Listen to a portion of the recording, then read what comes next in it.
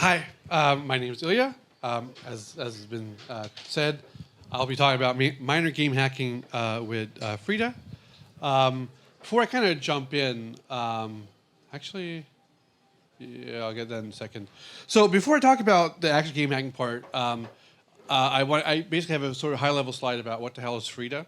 I'd imagine many in this room know what it is, but I would also imagine some of you may not know what it is. So let me just give you a very, very high-level view of what Frida is. So this is kind of the high-level architecture view of Frida. So Frida is essentially is a framework that allows you to do hooking on all sorts of platforms, Windows, Mac OS, Linux, iOS. It's fairly universal. And prior to Frida, hooking has always been kind of a pain in the ass. You kind of always either had to rely on some framework that only worked in like for one particular OS and maybe for one particular version, or not even that, and you'd have to kind of hook up your own framework. I've written a few myself. No doubt many in this room have written some hooking frameworks, but it was always kind of a pain in the ass. And Frida kind of solved that problem for us. And the way they do this is they essentially take the JavaScript engine from Firefox, Greasemonkey, and they basically write a hooking engine around it. They take the engine, they inject it into your target application, and then you can write JavaScript, hand it over to Greasemonkey. It'll then execute it, and it allows you to do all sorts of hooking from basically JavaScript stuff. It has a really nice JavaScript API. It allows you to do all the things you want to do in hooking, and obviously there's a lot of back-end code that you don't have to be aware of, but at the end of the day, you basically get a set of standardized JavaScript APIs that work across Windows, Mac OS, Linux, iOS, that do things like read and write memory, hook functions, call functions, parse, object files, and so on and so on. Frida.re is the website. I highly recommend checking it out. One of the highlights that they recently added is they actually added kernel hooking to it. So now you can use Frida and write JavaScript code to hook like kernel drivers and kernel modules and that kind of stuff. So that's actually really, really exciting. Although I won't be talking about kernel hacking today, but it's there now. So that's the high level view of Frida. So now let's move on to the game hacking, right? So it is a little bit of a story here. So what game and why? I've never really been much of a gamer. Okay, going back to the 90s, I did a little bit of gaming, like Doom and Wolf 3D, but obviously that's certainly by today's standards, very, very, very old school games. And then there's like this 30-something year period where I never really gamed much. And then, the pandemic hit, and I'm stuck home. I can't leave the house for like 2 years and change, and I got to do something. And I have a bunch of my friends that are big gamers. And they get me on their Discord, and usually every Friday evening and sometimes Saturday, we'd end up playing a bunch of games. And one of the games we would play is this one. It's called Super Animal Royale. It's a free game on Steam. It's a big blast. So essentially, it's a battle royale, but it's with cute furry animals all trying to kill each other. So it's fun, but I had a problem with Animal Royale. Basically, and the thing is, this problem, I was able to fix it with Frida, and that's kind of what I'll talk about. My problem is this, right? I have a 5K 2K monitor, which is really big, which is nice, but they give you a very tiny aiming cursor, and as you see, I'm wearing glasses. My eyesight is really, really bad, and so it was a problem because I needed time to fight my damn cursor while someone's shooting at me.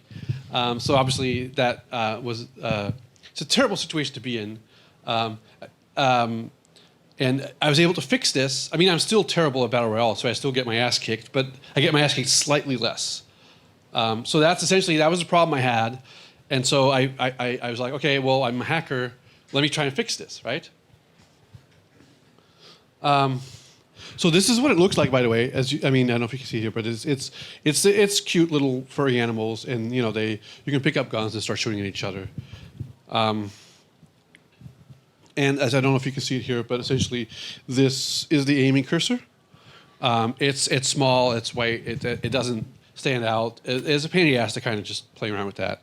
So as I said, the whole hack that I'm presenting here is basically how do I replace this cursor with something bigger and bright red so you can instantly see it, right? So that's the aiming cursor right there. Right. So this is what I want, right? I want a big bright red aiming cursor that I can use, point at people and shoot at them. And honestly, I'm not a graphics designer, so the hack itself took me about 20 minutes to program the whole thing. The hardest part of the whole game hacking thing was designing the icon, because I'm really bad at graphics. And then, of course, I didn't know about this thing about hotspot, so initially everything was being sent around here, and so I had to figure out how to do the hotspot, but it turns out that's not very hard, but it took me about an hour to figure that out. Right, so now that I have an icon, how the hell do I get this thing to load the icon, right? Well, it turns out this game runs on Windows, and Windows has standard APIs to load cursors and create cursors and show cursors. And so these are the APIs. It's set cursor, load cursor, and there's two different versions of load cursor, right? ASCII and a WCHAR one, and there's create cursor, there's show cursor, and load cursor from file, right? And the good thing about Microsoft is that they actually do care about their developers, and these APIs are very, very thoroughly documented. And I'll tell you exactly how they work and how to use them, and they have sample programs and so on. But the gist is basically this, right? You basically call set cursor, which is an H cursor handle, and then that cursor shows up. And then the question is, okay, great, how do I get a cursor handle? And the way you get a cursor handle is you call this load cursor from file API, and you point it to a file name, and if it's a valid icon cursor, it will load it, give you a cursor handle, and then you can basically give the cursor handle, set cursor, and then it shows up on the screen. Great, awesome, that's how it works. So now, how do we hook that, right? And so the steps are really pretty easy, right? So essentially, one, you use Frida to attach to Super Animal Royale executable, and then two is you inject JavaScript code that does the hook, right? So that's the kind of driver program, and you can write that in many languages, but I kind of just chose to do that from a small Python script. And then the actual work of the hook is basically is a kind of a 5-step process in a JavaScript code. So one is I want to get function pointers to set cursor and load cursor from file, because I will need both APIs. And then I have to create a prototype for these things because I have to actually call them. And then I have to basically hook set cursor. And what I want to do is create a pre-hook. So basically, my code gets called before the actual set cursor code gets called. And then in my pre-hook, basically, the very first time it gets called, I have to call load cursor from file because I have to actually load my cursor. And then once I have the H cursor, I can swap out the H cursor in the default H cursor, which is the aiming cursor, for mine one, which is the big red one, right? That's essentially the steps involved, right? And this is kind of what it looks like. So as I said, on the left is the Python code. That's the driver that basically just attaches to Super Animal Royale, reads the JavaScript file from disk, and then basically hands it off to Super Animal Royale and goes, go run this JavaScript file, and then the JavaScript file runs, and it basically does this thing, which is what I described, right? It creates a pre-hook for set cursor, takes the cursor handle I just loaded, and then swaps out their aiming cursor for my aiming cursor, right? That's it. It's as simple as that.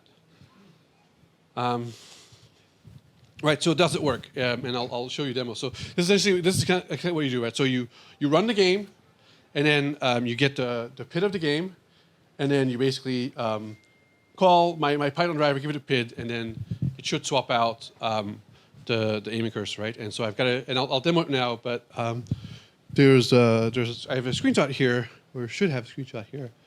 So hold on, let me. I'll do a demo right now. Hopefully it'll work. We'll find out. So I'm praying to the demo gods it'll work, but we'll see. So.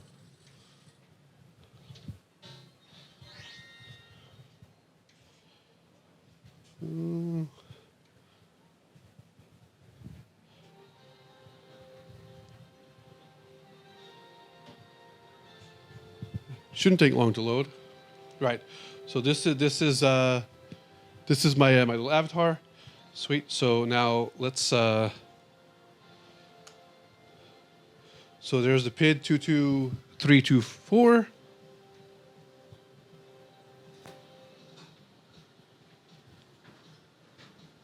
There you go.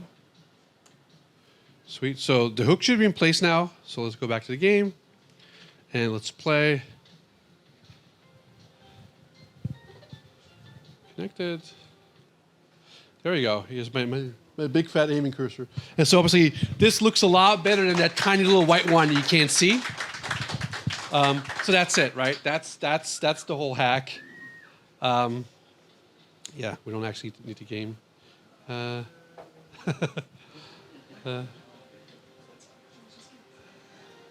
Sweet.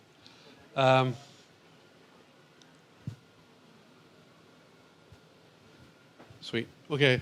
So yeah. Anyway, that's the hack. So the cursor is 48 by 48. I wish I could do 64 by 64 or even 265 by 265. That's a technical limitation. Windows doesn't take cursor icons that are bigger than that. It turns out Windows 11 does, because Windows 11 has a new feature where you can load a PNG file as a cursor, and it will do bigger than that. But given that I'm running Windows 10, I'm restricted by using 48 by 48. Even so, with 48 by 48, it's, as you can see, it jumps out on the screen. It's much bigger. I can now actually, start shooting at people. Anyway, that's, and I know, very small presentation, very trivial stuff, but this is essentially sort of a little hack that I sort of, during the pandemic, came up with. And I think this is sort of and this is obviously not very difficult. I mean, if anybody here is into game hacking, you realize this is the simplest of the simplest. But I figured this might be anybody here who doesn't have experience game hacking or doesn't have experience doing hooking. I figured this might be sort of a nice intro into game hacking and API hooking and that kind of stuff. And it also shows up Frida, which has many awesome applications for reverse engineering. With that said, I know a short presentation, but does anybody have any questions? So for questions, we're going to pass the mic around. So you didn't run afoul of any anti-cheat software, any monitors, anything like that? That's such a great question. No, because it was something I was concerned about, because many games these days will have anti-cheat. Super Animal Royale is kind of fringe enough that either they don't have anti-cheat or their anti-cheat doesn't detect Frida. That's interesting. Right? So the thing is, Frida. So one of the things I noticed is that I don't think Frida gets used a lot for game hacking, because Frida is relatively slow. So in most games, you don't want any kind of latency, right? For what I'm doing, which is extremely trivial, it turns out it's just barely a small enough workload that you don't notice. But you add like 2 more lines of code to that JavaScript, and you start getting lag into your program. It's like the UI gets a little bit slower. And of course, when you're gaming, you don't want that, right? You want real time. So I think Frida probably isn't something that cheat engines look for, because they kind of go like, it's too slow. But maybe they do, and the game just doesn't have anti-cheat. In any case, I've been using this now for about 2 years and haven't been detected yet. So I'm pretty sure it hasn't been. There's no anti-cheat that is figured. Anti-cheat stuff's pretty easy to beat anyway. That's true, but they work. It works on a curve, right? The moment enough people use the game, they'll load a new signature and then they'll find it, right?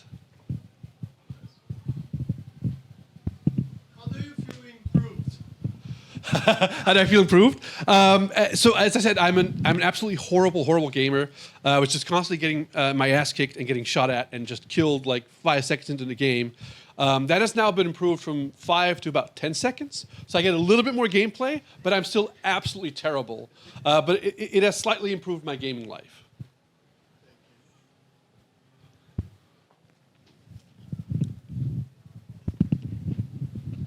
Did you limit yourself to just the new cursor? Did you consider any other? Oh man, that's the hacker in me. I certainly, because I demoed this to my friends because I was like, hey, I don't suck as much at this game. I mean, I still suck at it, but look at this cool thing I did. And of course, first of all, my friends were very much like Oliver, going like, "Dude, you're gonna get caught. The anti-cheat's gonna catch you." I was like, "No, I don't think so." But then, of course, they're like, "Oh, but if you can do this, you can do an aimbot, and you can do because this is it's a it's a battle royale. So basically, you only get to see other characters once they're at a certain distance, but the coordinates and the graphics show up in the program over the network before you get to see them. So I could do all sorts of mods where I can see people when they can't see me. I could do aiming bots. I could do all of these things, and of course I considered it because I'm a hacker. And but then I was like, well, I would say the stuff I'm doing here isn't so much hacking as like kind of just improving my. I wish they had this as a feature. Whereas an aimbot and seeing these things I shouldn't see, like that's full-on actual cheating, right? And at least for me, I think game cheating is fine if you're offline. The problem is if you start doing like this full-on cheating with like aim cursors and seeing stuff you shouldn't see, you're really affecting other people's gameplay, right? You are ruining the game for other people. And that is ultimately where I drew the line and I said, okay, I'm not going to do this, but I know I can. So I absolutely considered it. As you just heard, that's the police. They're coming to get you for the anti-cheat. Hi. So you've kind of made the game more accessible. Right. Have you contacted the developers about implementing kind of more accessible? I haven't, but maybe I should do that. That's probably the right thing to do. Accessibility is definitely. Here's the thing, more, right? If I contact them and I say, "Hey, I did this cool thing," and they'll be like, "You're cheating," and they'll ban me. I can't play this thing anymore. So there's risk involved in me contacting them. Yeah, I mean, you could just maybe I should do like anonymously or something. Yeah.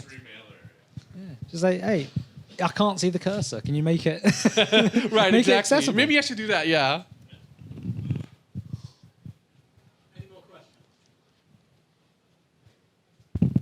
In which case, thank you very much, Awesome. Ilja. Well, thank you for listening.